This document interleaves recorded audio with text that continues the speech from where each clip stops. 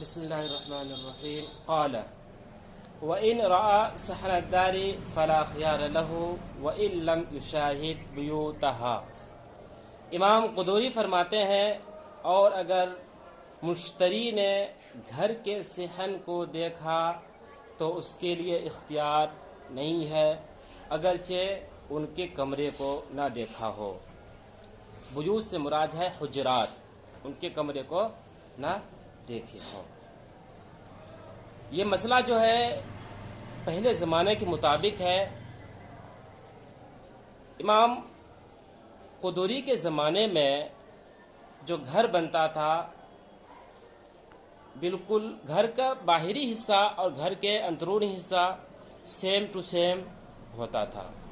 مطلب جو باہر میں ہوتا تھا وہی اندر میں بھی ہوتا تھا، بالکل برابر ہوتا تھا.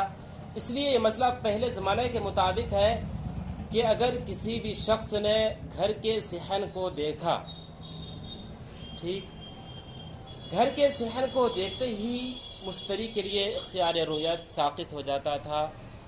لیکن چونکہ اب یہ مسئلہ آج کل کے زمانے میں اس طور پر نہیں ہوتا ہے. آج کل جو گھر بنائے جاتے ہیں اس میں بہت ہی طریقے کے تفاوت ہوتا ہے. گھر کا اندرونی حصہ کچھ اور ہوتا ہے، باہر کا حصہ کچھ اور ہوتا ہے. اس لیے یہ مسئلہ آج نہیں ہے. وَكَذَلِكَ إِذَا رَأَى خَارِجَ الدَّارِ أَوْ رَأَى أَشْجَارَ الْبُسْتَانِ مِنْ خَارِجٍ. اور اسی طرح ہے کہ جب کہ گھر کو باہر سے دیکھا، اِذَا رَأَى خَارِجَ الدَّارِ، جب گھر کو باہر سے دیکھا، اور اشجار البستانی یا اور اشجار البستانی من خارجین، یا باہر سے باغ کے درختوں کو دیکھا. یعنی اگر کوئی شخص صحن کو نہ دیکھ کر وہ گھر کے باہری حصے کو دیکھا تو اس صورت میں بھی اس کے لیے اختیار رؤیت ساقط ہو جاتا ہے. یا اسی طریقے سے کوئی شخص باغ تھا، باغ کو کہاں سے دیکھا؟ باہر سے دیکھا، باغ کے اندر نہیں گیا تھا. کہتے ہیں باغ کے اندر، باغ کو اگر باہر سے دیکھا تو اس کے اندر جو درخت ہے اس کو دیکھنا کافی ہو جائے گا، باغ کے اندر جانا ضروری نہیں ہے. وعند زفر رحمۃ اللہ علیہ لا بد من دخول داخل البیوت. اور امام زفر رحمۃ اللہ علیہ کے نزدیک گھر کے اندرونی حصے میں داخل ہونا ضروری ہے، اور اسی پر فتویٰ بھی ہے. امام زفر کہتے ہیں کہ گھر کے صحن کو دیکھ لیں یا گھر کے ہم باہری حصے کو دیکھ لیں، کمرے میں نہ آئے، اس سے خیار ختم نہیں ہوگا، بلکہ گھر کے اندرونی حصے کو دیکھنا ضروری ہے. وَالْأَصَحُّ أَنَّ جَوَابَ الْكِتَابِ عَلَى وِفَاقِ عَادَاتِهِمْ فِي الْأَبْنِيَةِ. اور صحیح بات یہ ہے، وَالْأَصَحُّ، اور صحیح بات یہ ہے، أَنَّ جَوَابَ الْكِتَابِ، کتاب کا جواب. کتاب سے مراد ہے یعنی کتاب، قدوری کی کتاب. مطلب مسئلہ جو آیا ابھی، وَإِنْ رَأَى صَحْنَ الدَّارِ فَلَا خِيَارَ لَهُ وَإِنْ لَمْ يُشَاهِدْ بُيُوتَهَا، اس کے بارے میں آ رہا ہے کہ اس کا جواب کیا ہے. وَالْأَصَحُّ أَنَّ جَوَابَ الْكِتَابِ عَلَى وِفَاقِ عَادَاتِهِمْ فِي الْأَبْنِيَةِ. صحیح بات یہ ہے کہ کتاب کا جواب فی الابنیتی، مکانوں کے سلسلے میں، مکانوں کے سلسلے میں، علی وفاق عاداتہم، ان کی عادتوں کے مطابق ہے. وفاق کا معنی عادت، مطابق، اور عادت کا معنی عادت. صحیح بات یہ ہے کہ کتاب کا جواب عمارت کے سلسلے میں ان کی عادت کے مطابق ہے. یعنی ابھی جو مسئلہ بیان کیا گیا کہ اگر کوئی شخص گھر کے صحن کو دیکھتا ہے یا گھر کو باہر سے دیکھ لیتا ہے تو اس کا خیال رؤیت ختم ہو جائے گا.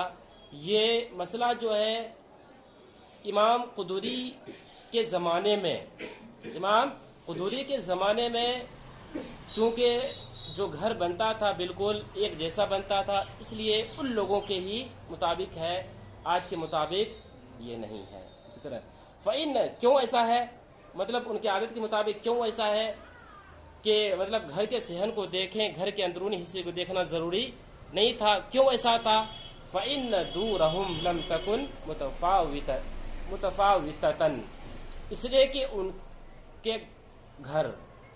ان کے گھر متفاوت نہیں ہوتے تھے. داروں کی جمع ہے دور, داروں کی جمع ہے دور. فَإِنَّ دُورَهُمْ لَمْ تَكُنْ مُتَفَاوِتَةً اس لیے کہ ان کے گھر متفاوت نہیں ہوتے تھے. یعنی جس طرح گھر کا اندرونی حصہ ہے اسی طرح صحن ہوتا تھا. اس لیے اگر کوئی شخص گھر کے صحن کو دیکھ لیا تو معلوم چل جاتا تھا کہ گھر کا اندرونی حصہ کیسا ہے.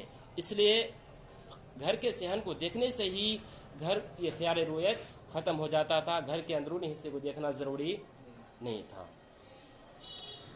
فَإِنَّ دُورَهُمْ لَمْ تَكُنْ مُتَفَاوِتَةً يَوْمَئِذٍ اس لیے کہ ان کے گھر اس دن میں اس زمانے میں, یومئذٍ کا ترجمہ کرنا ہے اس ایام میں, اس زمانے میں, اس لیے کہ ان کا گھر اس زمانے میں متفاوت نہیں ہوتا تھا.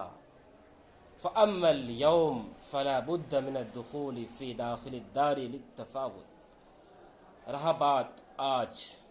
رہی بات آج کی تو تفاوت کی بنا پر, للتفاوت کا ترجمہ تفاوت کی بنا پر گھر کے اندرونی حصے میں داخل ہونا ضروری ہے.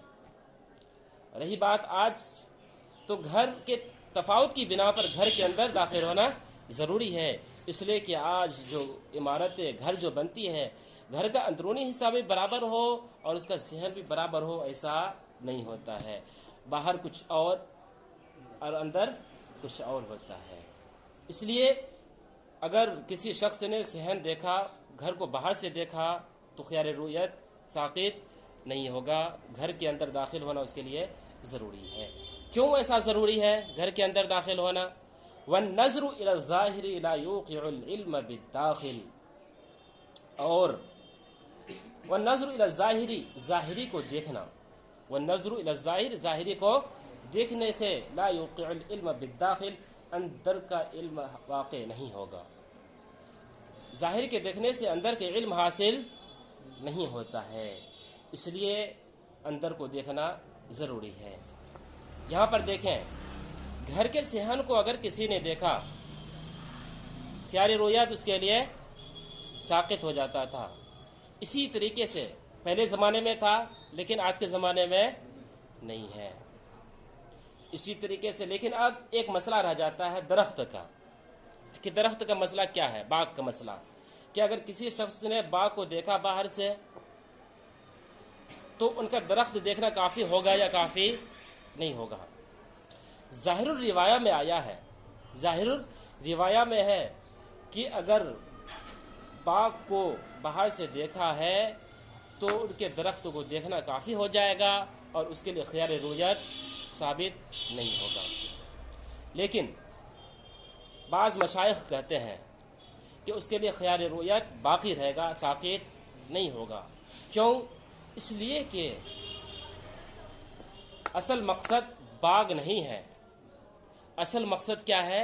باغ کے درخت کو دیکھنا, اور یہ حاصل ہو سکتا ہے اس وقت جب تک کہ ہم باغ میں داخل نہ ہو جائیں. ظاہر الروایہ کہتے ہیں امام محمد کی 6 کتابوں کو, کئی اقوال ہیں اس کے بارے میں, لیکن جو سب سے زیادہ مشہور ہے امام محمد کی 6 کتابوں کو کہتے ہیں.